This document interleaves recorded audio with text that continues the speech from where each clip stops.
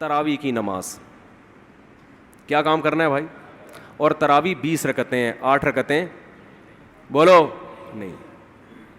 حضرت عمر سے 2 روایتیں, ایک 8 والی اور ایک 20 والی,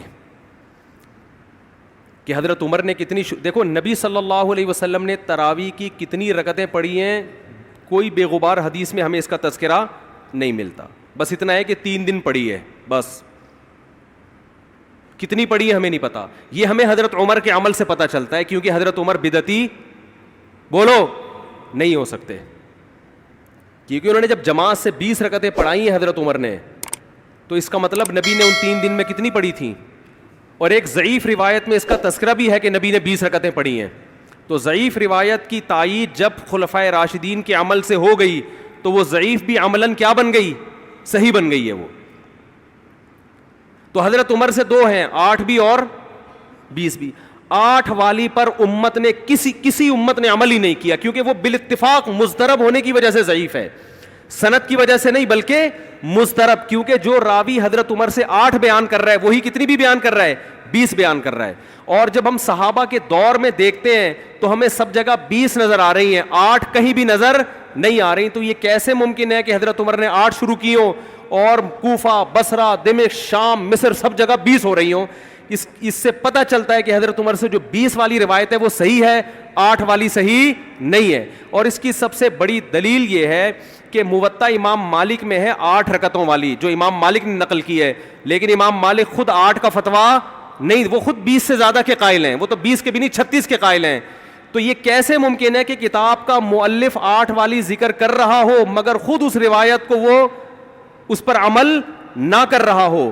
ان باتوں کا کسی اہل حدیث عالم کے پاس جواب نہیں ہے. ترمذی میں ایک روایت پیش کی جاتی ہے امام احمد بن حنبل سے, یہ روایت ہے کہ اس میں کوئی مخصوص عدد ثابت نہیں ہے, جتنی چاہے پڑھ لو, لیکن امام احمد کی جو اپنی اصل کتابیں ہیں فقہ کی, اس میں امام احمد کے شاگرد جو امام احمد سے ذکر کرتے ہیں وہ ذکر کرتے ہیں امام احمد بن حنبل کے نزدیک بھی 20 رکعتیں مختار ہیں. سمجھ نہیں آ رہی میرا خیال ہے بات. تبھی فقہ حنبلی میں تراویح کی رکعتیں کتنی ہیں, 20. اور امام ابو حنیفہ کے نزدیک بھی. لوگ پتہ ہے مجھ سے کیا کہتے ہیں, لوگ جو ہے نا کہتے ہیں کہ یار آپ ان حدیثوں کا انکار کر رہے ہو جس میں 8 آتا ہے. 8 والی جو بخاری کی حدیث ہے نا اس کا تراویح سے کوئی تعلق نہیں ہے. بخاری میں آتا ہے نبی رمضان اور غیر رمضان میں 8 پڑھتے تھے, اس کا تراویح سے کوئی تعلق, وہ تو غیر رمضان میں بھی تھی. اتنی سینس نہیں ہے یار, آپ ہمیں قرآن و حدیث سکھا رہے ہو اور ہمیں اپنا مقلد بنا رہے ہو, اتنے بڑے بڑے مجتہدین کی تقلید چھوڑ کے. میں لوگوں سے ایک بات کہتا ہوں, ایک قرآن و حدیث وہ ہے جو ابو حنیفہ, شافعی, مالک اور احمد بن حنبل نے سمجھا, اور ایک قرآن و حدیث وہ ہے جو 15ویں صدی کے مولوی سمجھ رہے ہیں. کس کی فہم زیادہ صحیح ہوگی بولو بھائی؟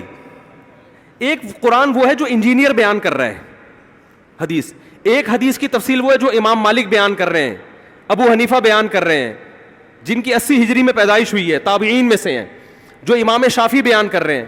تم امام شافعی کو چھوڑ رہے ہو, تم امام ابو حنیفہ کو چھوڑ رہے ہو, تم امام مالک کو چھوڑ رہے ہو, تم احمد بن حنبل جیسے محدث اور فقی جو امام بخاری کے استاذوں میں ہیں ان کو چھوڑ کر فالو کس کو کر رہے ہو؟ انجینئر کو. اور تم کہہ رہے ہو ہم صرف قرآن و حدیث کو مانتے ہیں, ہم کسی اور چیز کو نہیں مانتے. تم قرآن و حدیث کو نہیں مانتے میرے بھائی, تم مقلد ہو, اندھے مقلد ہو. تم قرآن و حدیث کی اس تشریح کو مانتے ہو جو انجینئر کر رہا ہے, اس تشریح کو نہیں مانتے جو احمد بن حنبل کر رہے ہیں, جو ابو حنیفہ کر رہے ہیں, جو امام مالک کر رہے ہیں, جو امام شافعی کر رہے ہیں. یہ بڑے بڑے تابعین, تبع تابعین, مجتہدین جن کو پوری امت نے فالو کیا ہے.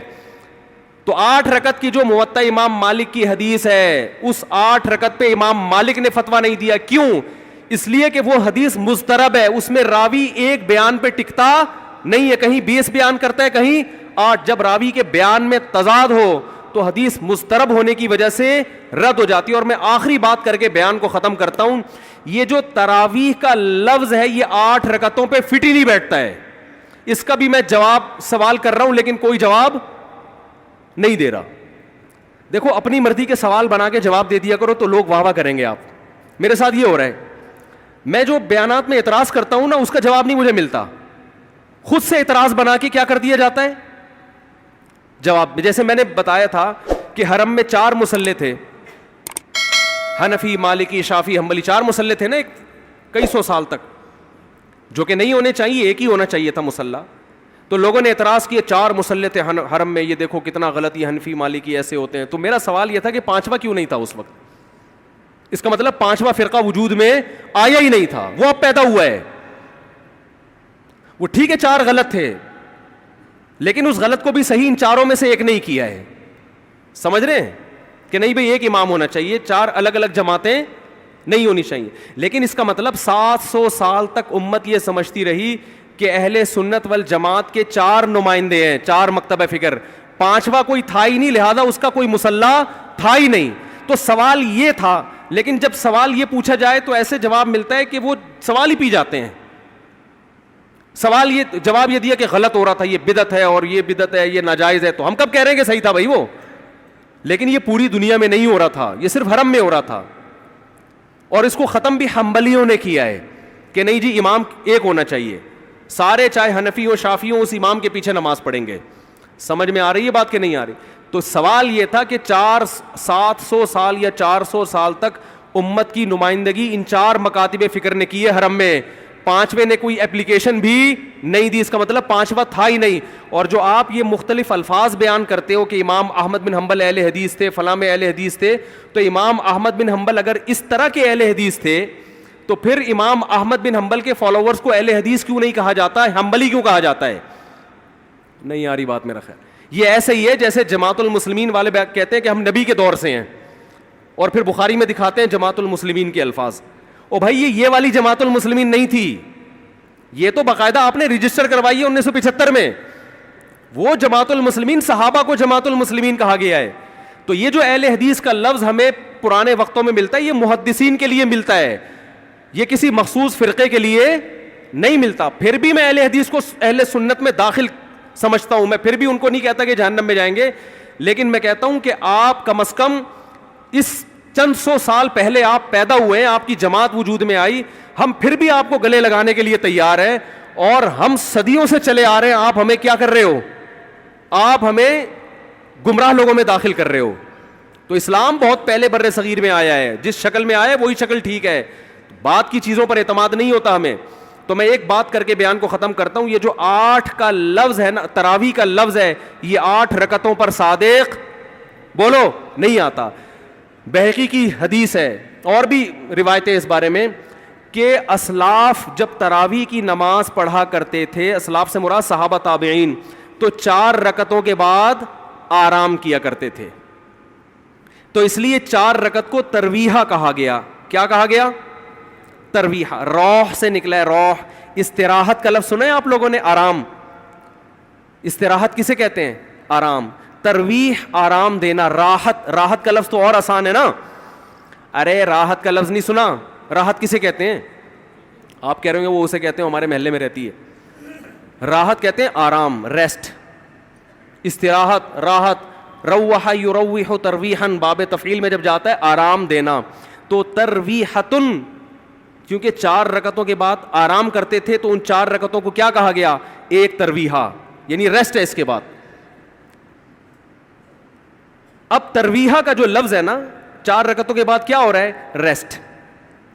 اٹ از کالڈ ترویحہ. سب کو پتہ ہے 4 رکعتوں کو ترویحہ کہتے ہیں. 2 ترویحوں کو عربی میں کہیں گے ترویحتان. کیا کہیں گے؟ جیسے رجل کا معنی ایک آدمی, رجلان 2 آدمی.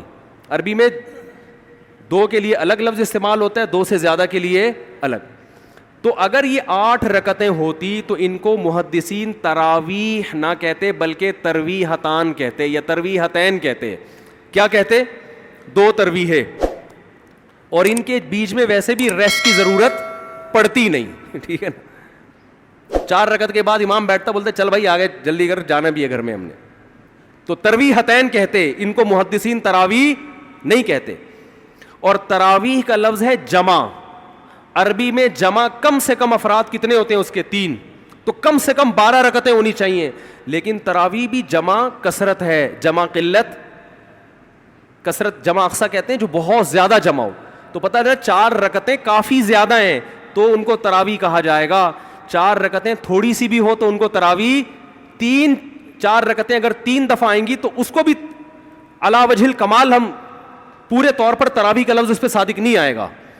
بات آ رہی ہے سمجھ میں کہ نہیں آ رہی ہے؟ سمجھ میں سب آ رہی ہے لیکن گھننے بن جاتے ہیں.